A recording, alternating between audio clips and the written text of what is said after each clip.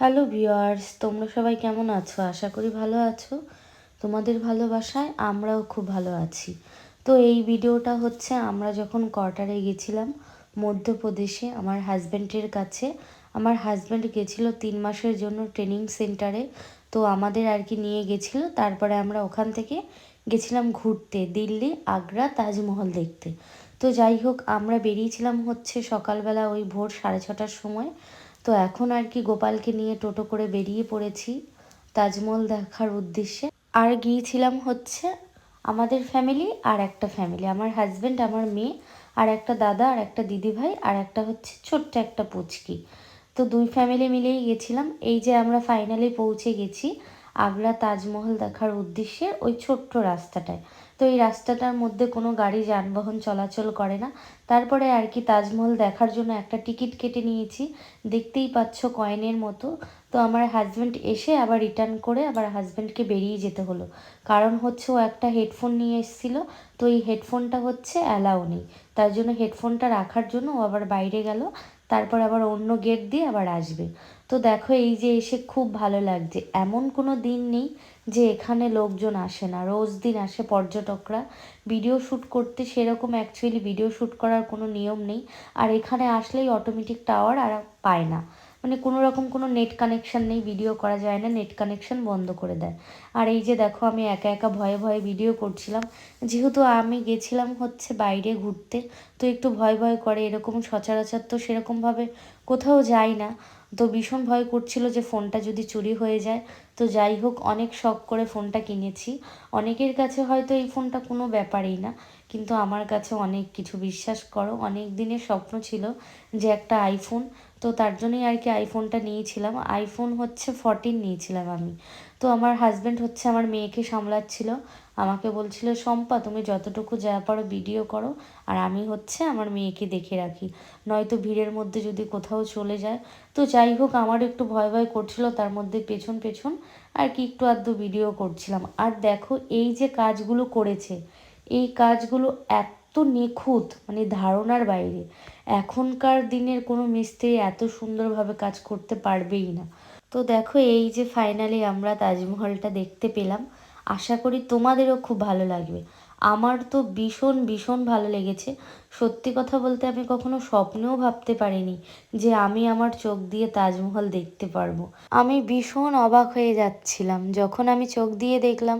তখন হয়তো আমি ভাবলাম আমি হয়তো স্বপ্নে দেখছি, বাস্তবে হয়তো দেখতে পাচ্ছি না। আমার বরকে বললাম আমাকে একটা চিমটি কাটো না, দেখি তো যে সত্যিই কি আমি তাজমহল দেখছি আমার চোখ দিয়ে। তো যাই হোক, বেশ বেশ ভালো লাগছিলো। বিশ্বাস করো, আমার আনন্দে দু চোখ বেয়ে জল চলে আসছিল যে সত্যি আমি তাজমহল দেখছি। আর আমার হাজব্যান্ড বলছে কি হয়েছে, আমি তোমাকে আবার নিয়ে আসবো, কোনো টেনশান নেই। আমি বলছি না, বিশ্বাস করো, আমি যেটা কল্পনাই করতে পারিনি যে আমি কোনো দিন দেখতে পারবো। তো যাই হোক, তুমি আমার এত বড় একটা স্বপ্ন পূরণ করলে, তার জন্য অনেক অনেক থ্যাঙ্কস। মানে আমার হাজব্যান্ডকে আমি বলছিলাম, বলছে এ কোনো ব্যাপারই না। কারণ কি বলো তো, যেহেতু আমার হাজব্যান্ড হচ্ছে বিএসএফে জব করে, আজকে এখানে কালকে এখানে, ওরা সারাটা ভারতবর্ষই টোটাল মানে ওদের এইভাবেই ঘোরা হয়ে যায়। সেরকমভাবে ওরা ফ্যামিলি নিয়ে ঘুরতে যেতেই চায় না। আমার মনে হলো, তো সবাই তো আর সব রকম না, এক একজনের মনের মধ্যে ইচ্ছে থাকতেই পারে ফ্যামিলি নিয়ে ঘুরতে যাওয়ার। সত্যি কথা বলতে আমার হাজব্যান্ড না বাড়িতে আসলে সবসময় আর কি বাড়ির মধ্যে থাকতেই খুব ভালোবাসে, কোথাও ঘুরতে যেতে পছন্দ করে না। তখন আমি ওকে প্রশ্ন করি, তুমি তো চাকরির সূত্রে সবটাই ঘুরে নিতে পারো, কিন্তু আমি তো ঘুরতে পারি না, তাহলে তোমার তো উচিত তোমার ফ্যামিলির সবাইকে ঘোরানো, তারপর হয়েছে তোমার বউ বাচ্চাকে ঘোরানো। তুমি না ঘোরালে আমরা কার সাথে ঘুরবো? তখন ও বলে কি, শম্পা এখন ঘুরতে হবে না, আমার মেয়েকে বিয়ে দেব, আমার চাকরির বয়স যখন শেষ হয়ে যাবে তখন তুমি আর আমি দুজনা মিলে ঘুরবো। তো যাই হোক, এই যে নিচে দেখতে পাচ্ছ সিমেন্টের 3টে কলসি, তো এই 3টে কলসিই হচ্ছে ওই তাজমহলের মাথায় আর কি ওই সেম আকারের নাকি রয়েছে। তো তার জন্যই আমি আর কি ফটোশ্যুট করেছিলাম। আর এই যে দেখো কি সুন্দর একটা নদী বয়ে গেছে। তো আমি এই নদীটার নাম ঠিক জানি না, ভুলে গেছি। তো আমার হাজব্যান্ড নাম বলেছিল, খুব সুন্দর ফটো তুলেছিলাম। আর আমরা যেখানে আর কি থাকতাম আমার হাজব্যান্ডের চাকরির সূত্রে, মানে ট্রেনিং সেন্টার গোয়ালিয়র মধ্যপ্রদেশ। তো ওখান থেকে হচ্ছে মোটামুটি ভালোই দূর, কিন্তু আমাদের এখান থেকে তো অনেকটাই দূর। বলো, আমাদের বাড়ি হচ্ছে নদিয়া জেলা নাজিরপুর, আর তাজমহল হয়েছে আগ্রা, দিল্লি।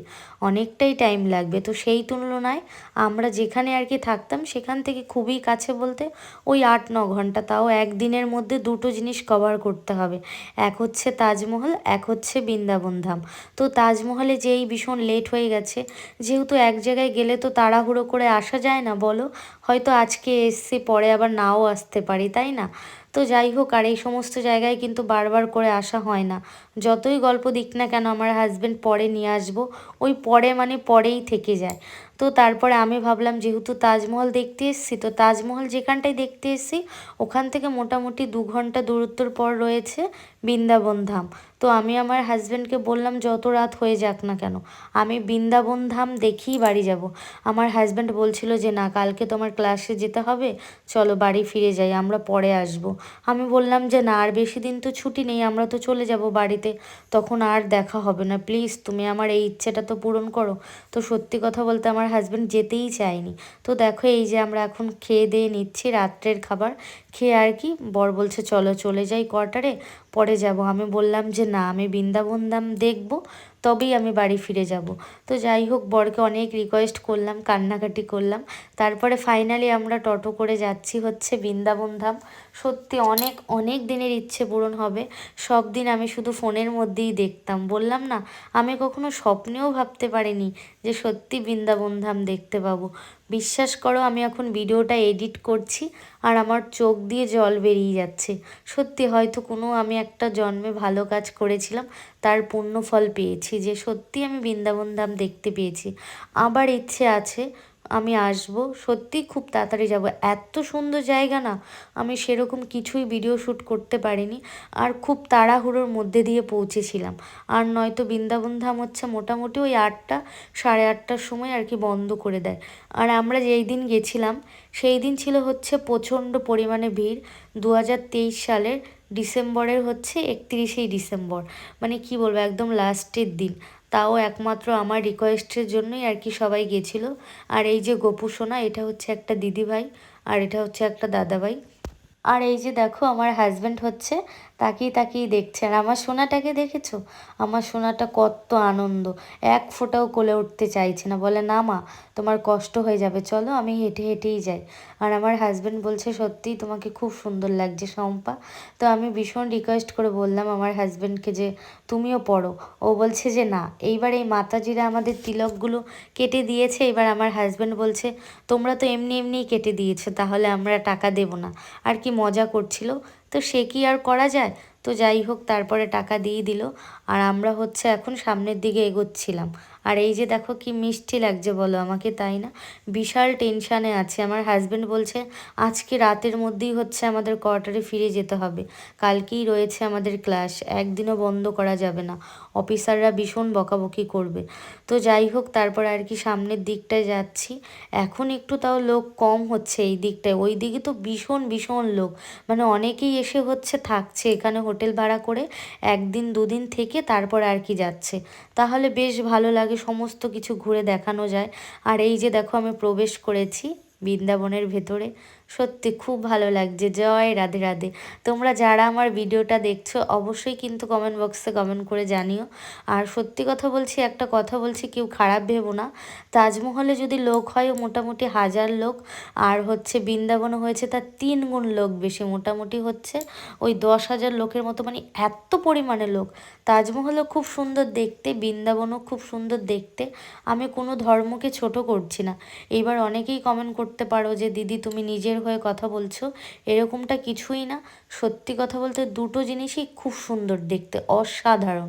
কেউ যদি সামনাসামনি না দেখো সে কোনো দিন ফিল করতেই পারবে না যে সত্যি কি সুন্দর হতে পারে।